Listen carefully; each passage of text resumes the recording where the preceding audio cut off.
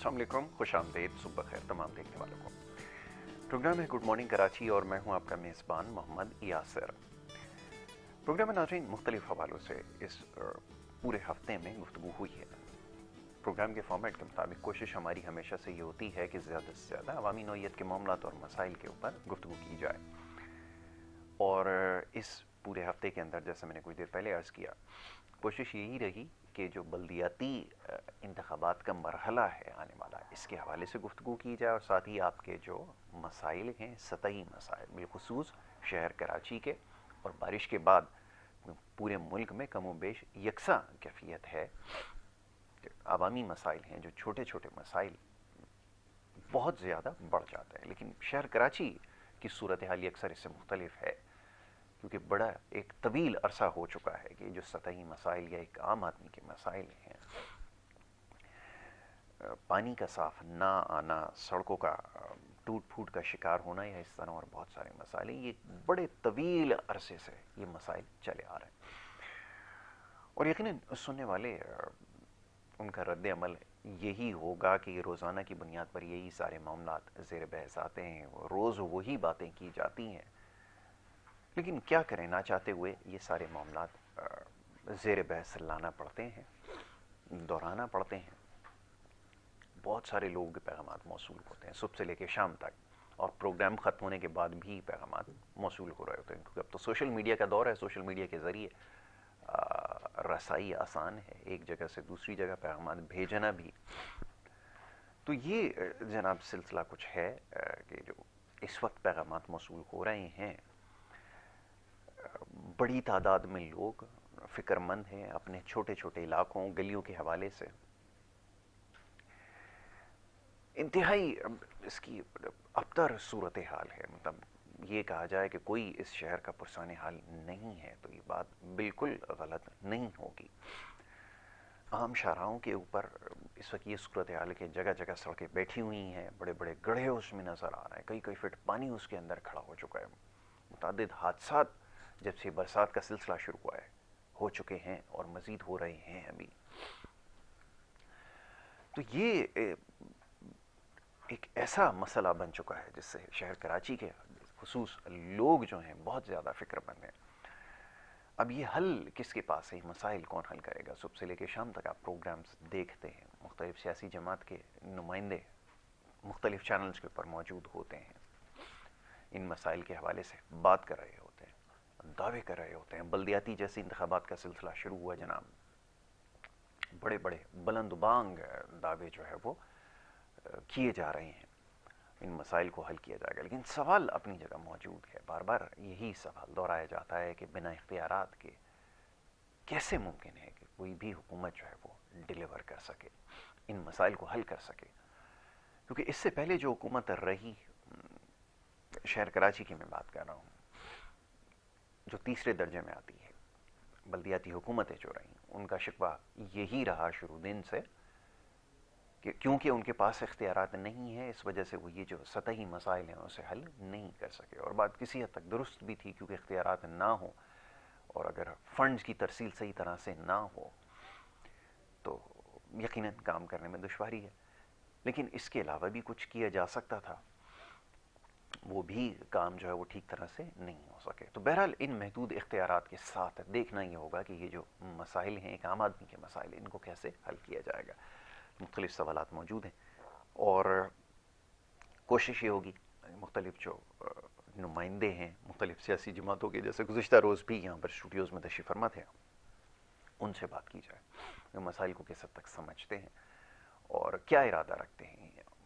और सवाल ये है कि क्या उनके पास कोई हल मौजूद है, ये सबसे ज़्यादा ज़रूरी है। बहरहाल इन तमाम मामलों पर गुफ्तगू करेंगे और कुछ देर बाद हमारे साथ मेहमान भी हमारे टेलीफोन लाइन पर मौजूद होंगे, उनसे। अच्छा, अकमल साहब लाइन पर मौजूद हैं, चलें। हमारे एक बड़े अच्छे दरीना दोस्त चौधरी मोहम्मद अकमल साहब बड़ा अच्छा तबसरा करते हैं, तज्ज़िया करते हैं, और ख़ास तौर पे जो मईशत के हवाले से मामलात हैं उन पे उनसे हमारी गुफ्तगू रहती है। चौधरी अकमल साहब हमारे साथ लाइन पे मौजूद हैं, उन्हें मैं खुश आमदीद कहूँगा। अकमल साहब, बहुत शुक्रिया बड़ी नवाजिश प्रोग्राम में वक्त देने के लिए। जज़ाकल्लाह यासिर भाई। अकमल भाई, ये फरमाइएगा कि एक आम आदमी इस वक्त बहुत ज़्यादा फ़िक्रमंद नज़र आ रहा है, और क्यों ना हो, چاہے ڈالر ہو، چاہے سونا ہو، یا دیگر کموڈٹیز ہوں، یا اس کے علاوہ اوور آل معیشت کی جو صورتحال ہے، گزشتہ رات تک یہ بڑی بات ہو رہی تھی کہ اگر یہ سیاسی معاملات اگر کسی وقت تھم جائیں تو کسی کو معیشت کی فکر ہو، لیکن بظاہر لگتا ایسا ہے کہ چاہے کوئی بھی سیاسی جماعت ہو، وہ اس بارے میں نہیں سوچ رہی کہ جو ملک کی معاشی حالات ہے یہ خطرے کے نشان تک جا پہنچی ہے، اور اگر ان تمام معاملات کو درست نہیں کیا گیا تو خدا نہ کرے آگے چل کے بہت زیادہ پیچیدگیاں سب کے لیے آ سکتی ہیں۔ میں چاہوں گا ذرا اس کے اوپر تبصرہ کیجیے۔ میں اس کو تھوڑا سا کریکٹ کروں، بظاہر نہیں لگتا، در حقیقت ہی ایسا ہے کہ کسی کو بھی جو ہے جتنے بھی سیاستدان ہیں اور سیاسی پارٹیاں ہیں، یہ کم از کم عوامی مسائل کے حوالے سے اس وقت ریلیز فارورڈ ہیں۔ جی جس طرح آپ نے دیکھا کہ بجلی کی قیمتوں میں اضافہ کیا گیا جی کل سے،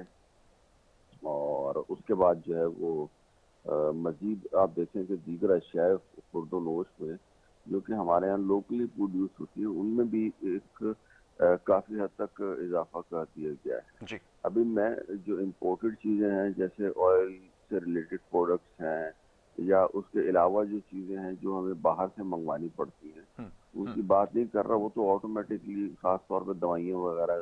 جو ہیں، جو ان کا جو خام مال ہے وہ باہر سے آتا ہے، اس کی بات تو میں فی الحال نہیں کر رہا ہوں، تو بالکل ہی ایک ناپید ہونے والی صورتحال پیدا ہوگی۔ جی لیکن جو ود ان دی کنٹری ہمارے پیدا ہو رہی ہے چیزیں، ان میں بھی جو ہے وہ ہوش ربا اضافہ ہو چکا ہے، اور عام آدمی کے لیے تو بالکل آپ کی بات صحیح ہے کہ جینا جو ہے وہ بہت مشکل ہو چکا ہے۔ پیٹرول کی جو قیمت ہے، آئل کی، ڈیزل کی جو قیمت ہے، اچھا اس کے بعد آپ سبزیاں دیکھ لیں تو سبزیوں کی قیمتوں میں بھی جو ہے وہ اضافہ ہوا ہے، دالیں جو ہیں وہ ناپید ہو گئی ہیں، اور جی دالوں میں بھی زیادہ تر ہم جو ہے نا دالیں امپورٹ کرتے ہیں، جی بالکل ایسا ہی ہے۔ تو وہ بڑا مطلب پرابلم ہے۔ تو ان سب چیزوں کو دیکھتے ہوئے اگر ہم اپنی سیاسی پارٹیز کا جو جو جو پرائرٹی ہے وہ دیکھیں، تو وہ آپ کو نظر آئے گا کہ وہ جو ہے نا وہ کسی بھی طریقے سے ہم جو ہے وہ ایک اعتماد کی فضا پیدا نہیں کرنا چاہ رہے، ہم ہم اسٹیبلٹی پیدا نہیں کرنا چاہ رہے، ہم اور خاص طور پہ پی ڈی ایم اور پی ٹی آئی، یہ جو دو اس وقت پارٹیز ہیں، جی وہ ان میں سے کوئی بھی ایسا نہیں ہے جو ہے نا مفاہمت کی طرف آ رہا ہو، یا آپ دیکھیں کل جو ہے وہ پی ڈی ایم نے بھی اعلان کر دیا ہے، وہ بھی جو ہے وہ کہہ رہے ہیں کہ ہم بھی اگریسو ہوں گے، بالکل پی ٹھیک ٹی ہے۔ آئی ہے وہ پہلے سے ہی اگریسو ہے، تو اب جب یہ ساری اگریشنز ہوں گی تو الٹیمیٹلی پھر ہم ہم کیا اس کا نتیجہ نکلے گا، یہ مطلب بڑی سوچنے والی بات ہے۔ ٹھیک۔ اور اچھا اب اکمل بھائی یہ فرمائیے گا، اب ساری صورتحال کا آپ جائزہ لے رہے ہیں، اس وقت پوری دنیا میں ایک معاشی بحران کی سی کیفیت نظر آتی ہے، لیکن کیونکہ وہاں پر ہمیں کہیں نہ کہیں ایک سیاسی استحکام نظر آتا ہے، اس وجہ سے لگتا ایسا ہے کہ وہ اس معاشی بحران پر قابو پا لیں گے، لیکن ہمارے ہاں صورتحال یکسر مختلف ہے، کیونکہ ابھی تک سیاسی بحران ہی نہیں ختم ہو رہا ہے، روزانہ ہمیں ایک ایڈونچر دیکھنے کو ملتا ہے۔ اگر یہ معاملات نہیں ٹھیک ہوئے، خدا نہ کرے اگر یہ معاملات نہیں ٹھیک ہوتے، تو اس کا مطلب یہ ہے کہ صورتحال بہت زیادہ خطرناک ہونے جا رہی ہے۔ آپ کے خیال میں ایک بڑا اہم اور بنیادی سوال کرنے لگا ہوں جو اس وقت سب سے زیادہ پوچھا جا رہا ہے کہ اگر آج تاریخ کو الیکشن اناؤنس ہو جاتے ہیں، یہ بھی ایک ٹائم ٹیکنگ پروسیس ہے، اس میں تھوڑا سا وقت درکار ہے اس معاملے کو، انتخابات کو ہونے میں، آج اگر یہ معاملات طے ہو جاتے ہیں تو آپ کے خیال میں کتنا مزید وقت لگ سکتا ہے، کیونکہ ایک نئی حکومت کی تشکیل، پھر نئی پالیسیوں کا ادراک، پھر یہ تمام چیزیں مل کر یہ تو ایک بڑا لمبا عرصہ گزر جائے گا، کیونکہ معاشی معاملات جو ہیں وہ بظاہر ایسا لگتا ہے کہ اتنے آسان نہیں ہے جو ہفتہ، 10 دن، 6 مہینے، 8 مہینے، سال، 1.5 سال میں ٹھیک ہو جائیں گے۔ میں چاہوں گا اس کے اوپر آپ اپنی رائے دیجیے۔ اچھا، ایک تو جو آپ انٹرنیشنل جو بات کر رہے ہیں نا، یہ بات صحیح ہے کہ عالمی طور پہ مہنگائی تو ہے، لیکن اس نے اس حد تک جو ہے وہ اکانومی کو متاثر نہیں کیا جتنا ہمارے یہاں پہ چیزیں متاثر ہو گئی ہیں۔ اور دوسری بات جو معیشت کی اگر اوور آل ہم بات کریں نا، تو آہستہ آہستہ معیشت ایک دم آہستہ آہستہ آہستہ آہستہ جب بیٹھنا آزاد کام کرنا ختم کر ہمارا جو بحران میں اکنامیکل اکمل صاحب کی آواز جو ہے وہ ٹھیک طرح سے سن نہیں پا رہا، غالباً لائن جو ہے وہ ڈراپ ہو گئی ہے. دوبارہ اپنا رابطہ کیجیے، پھر ان سے جو ہے مزید ان معاملات پر گفتگو کی جائے گی. چودھری محمد اکمل صاحب ہمارے بڑے اچھے دوست تجزیہ کار ہمارے ساتھ لائن پہ موجود، اور ان سے ہماری گفتگو جاری ہے. وہ لائن میں کچھ خرابی کی وجہ سے جو ہے وہ کچھ بات ٹھیک طرح سے نہیں ہو پائی. ان کو دوبارہ سے کوشش کرتے ہیں کہ لائن پہ لیں اور مزید پھر ان سے ان معاملات پر گفتگو کی جائے. سوال یہی ہے، ہر شخص یہی جاننا چاہتا ہے کہ اگر یہ سیاسی استحکام نہیں آتا جتنی دیر، تو یہ معاشی استحکام کیسے آئے گا؟ یہ کیونکہ ایک دوسرے سے معاملات جڑے ہوئے ہیں. اب سوال یہ ہے کہ اگر جیسے کہا جا رہا ہے کہ فوری انتخابات کروا دیے جائیں تو کوئی سیاسی حکومت آ جائے، سیاسی سمرادی، کوئی ایسی حکومت آ جائے جس کے پاس مکمل مینڈیٹ ہو، یا جس کو ہم کہتے ہیں 2/3 اکثریت کسی کے پاس ہو، تو وہ آ کر پھر یہ مشکل فیصلے، مزید مشکل فیصلے جو ہونے جائیں گے وہ لے سکے، قانون سازی کر سکے، اور پھر یہ تمام معاملات جو ہے وہ آگے بڑھ سکیں. بظاہر اتنا آسان نظر نہیں آتا کہ جو پاکستان کے جو سیاسی حالات ہیں ان کو دیکھتے ہوئے یہ کہہ دینا کہ آگے چل کے کوئی ایسی جماعت آئے گی جس کے پاس پارلیمان کے اندر 2/3 اکثریت ہوگی اور وہ پھر خود مختار ہوگی قانون سازی کرنے میں، یہ بات قبل از وقت ہوگی کہنا. بہرحال لیکن یہ جو معاشی معاملات ہیں، اس کے لیے سب سے زیادہ ضروری ہے کہ جتنے بھی ہمارے مہمان یہاں پر تشریف لاتے ہیں، یا جتنے بھی لوگوں سے جو معیشت کو سمجھتے ہیں، جب ہم گفتگو کرتے ہیں تو ایک چیز ہم ہمیشہ خاص کرتے ہیں کہ یہ معاملہ سمجھ آتا ہے کہ تمام سیاسی پارٹیوں کو ایک بڑی مشکل بات نظر آتی ہے پاکستان کے سیاسی ماحول کے اندر کہ معیشت کے اوپر بیٹھ کے سر جوڑ کر سوچنے کی ضرورت ہے، اور یہ فیصلہ کرنا ہوگا کہ یہ سیاست، یہ جتنے بھی جو ہماری روایتی سیاست ہے یہ چلتی رہے گی، لیکن معاشی معاملات کو ٹھیک کرنے کے لیے کوئی ایک پالیسی یا ایجنڈا مرتب کرنا ہوگا جو کم از کم 20 یا 25 سال کے لیے ہوگا، اور اس کے بعد چاہے حکومتیں آتی جاتی رہیں، معاشی پالیسیز جو ہیں وہ اسی طرح چلتا رہے. لیکن کیونکہ بڑی معذرت کے ساتھ یہ وہ معاملہ فہم لوگ نہیں ہیں، یہ دور اندیش نہیں ہے، اس سے زیادہ بھی الفاظ کا استعمال کر سکتا ہوں لیکن کرنا نہیں چاہتا، لوگوں کو گراں گزرتا ہے. یہ ایک بڑی وجہ ہے جس کی وجہ سے ابھی تک آپ کے جو معاشی معاملات اور یہ جو سطحی معاملات ہیں، بنیادی معاملات، یہ ابھی تک حل نہیں ہو سکے. چودھری محمد اکمل صاحب نے ہمیں دوبارہ جوائن کیا، انہیں میں ایک دفعہ پھر خوش آمدید کہوں گا. اکمل بھائی، آپ میری آواز سن سکتے ہیں؟ جی جی جی اکمل بھائی، میں چاہوں گا ذرا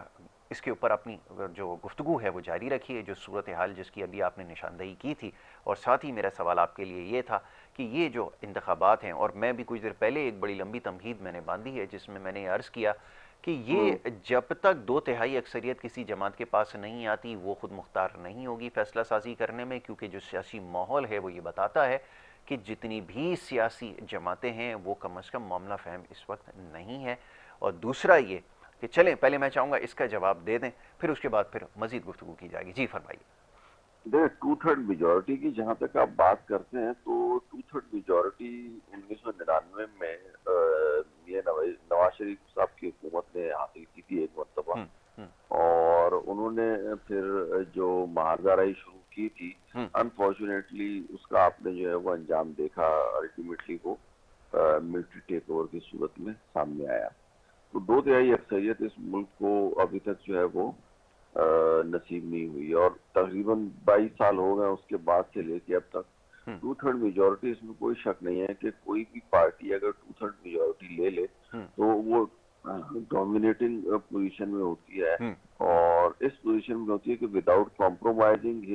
اپنی جو ترجیحات ہیں جو انہوں نے الیکشن میں وعدے کیے ہوئے ہوتے ہیں عوام کے ساتھ، ان کو پورا کرنے کے لیے جو قانون سازی کرنی پڑتی ہے، تو اس کے لیے ان کو کسی کی ضرورت نہیں ہوتی، کسی کی محتاجی نہیں ہوتی، کوئی کمپرومائزنگ پوزیشن جو ہے نا وہ ان کو نہیں رکھنی پڑتی. تو جمہوری لحاظ سے اگر دیکھا جائے تو 2/3 میجورٹی جو ہے وہ بہت ہی زبردست چیز ہے. لیکن انفارچونیٹلی ہمارے یہاں پہ آپ جو بھی حکومت دیکھیں، پچھلی 3 جو حکومتیں گزری ہیں، تو ان میں آپ کو نظر آئے گا کہ وہ مطلب ہمیشہ کمپرومائزنگ کی پوزیشن پہ ہی تھے، چاہے وہ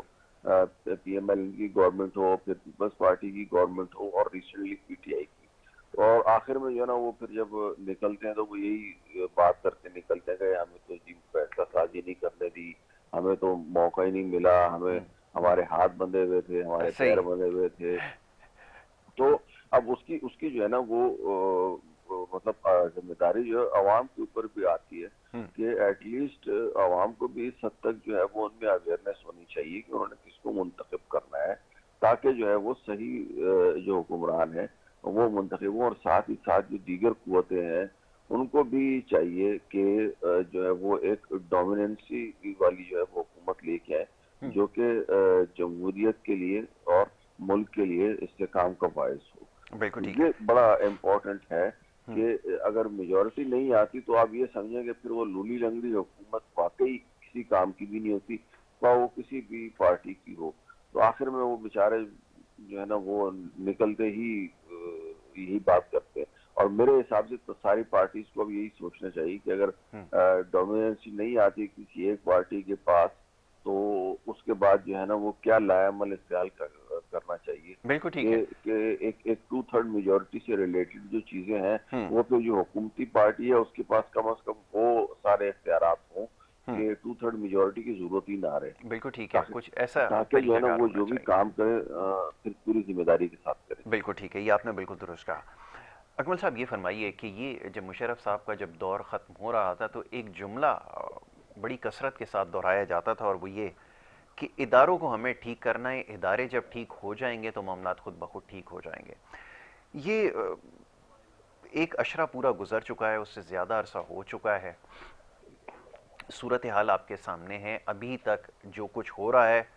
بہت سارے معاملات کی ذمہ داری اداروں کے اوپر ڈال دی جاتی ہے۔ سوال میرا آپ سے یہ ہے کہ یہ جتنی بھی اس دوران حکومتیں آئی ہیں، کس حکومت میں آپ کو لگا کہ ان کی ترجیحات میں شامل رہا کہ چیزوں کو سسٹمیٹک بنایا جائے، اداروں کی حدود کا تعین کیا جائے، اور پھر جو دیگر معاملات اس سے جڑے ہیں ان کو درست کیا جائے؟ کون سا وقت ایسا رہا جس میں آپ کو نظر آئے کہ معاملات ٹھیک ہوئے ہیں؟ اور اگر ایسا نہیں ہوا تو سوال یہ پیدا ہوتا ہے کہ ہم ابھی تک، اس کا مطلب ہے کہ وہیں پہ کھڑے ہیں جہاں سے یہ سلسلہ شروع ہوا۔ فرمائیے کیا کہیں گے؟ دیکھیں جتنے بھی ادارے ہیں اور خاص طور پہ جو ریاست کے ستون ہیں جن میں مقننہ ہے، عدالت ہے، اسٹیبلشمنٹ ہے، میڈیا ہے، تو یہ سارے جو ہے نا وہ کسی بھی ریاست کے بڑے اہم ستون ہوتے ہیں۔ اچھا، ہر کوئی حکومت آئی ہے تو اس نے کسی نہ کسی ادارے کے ساتھ یا کسی ایک ستون یا دو ستونوں کے ساتھ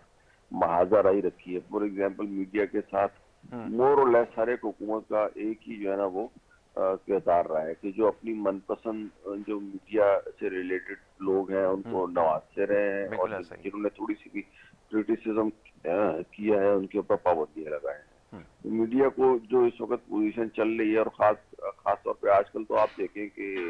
حالات کچھ اس طرح کے ہو گئے کہ میڈیا والوں میں بھی بالکل اپیرنٹلی لگ رہا ہے کہ دو واضح طور پہ بہت کم ایسے رہ گئے ہیں جو اپنے آپ کو غیر جانبدار سمجھتے ہیں، یا ہم جو ہے وہ ان کو کہہ سکتے ہیں کہ جی یہ بالکل غیر جانبداری تجزیہ کرتے ہیں۔ تو میڈیا کا اس حوالے سے پہلی تقسیم ہو چکی۔ اس کے بعد آ جائیں آپ اسٹیبلشمنٹ کے اوپر، تو اسٹیبلشمنٹ کے اوپر ان کا بس نہیں چلتا، لیکن خان صاحب نے جو ہے اس مرتبہ نکلنے کے بعد انہوں نے جو ہے اپنا تختہ مشق جو ہے یا جو سارا الزام ہے وہ اسٹیبلشمنٹ کو دیا ہے۔ پھر اس کے بعد اگر آپ بات کریں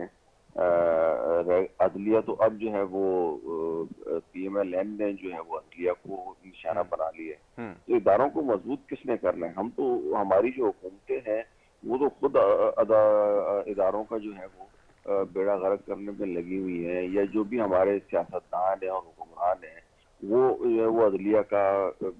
یا دوسرے جو ادارے ہیں جن میں جیسے میں نے آپ کو بتایا کہ میڈیا ہے یا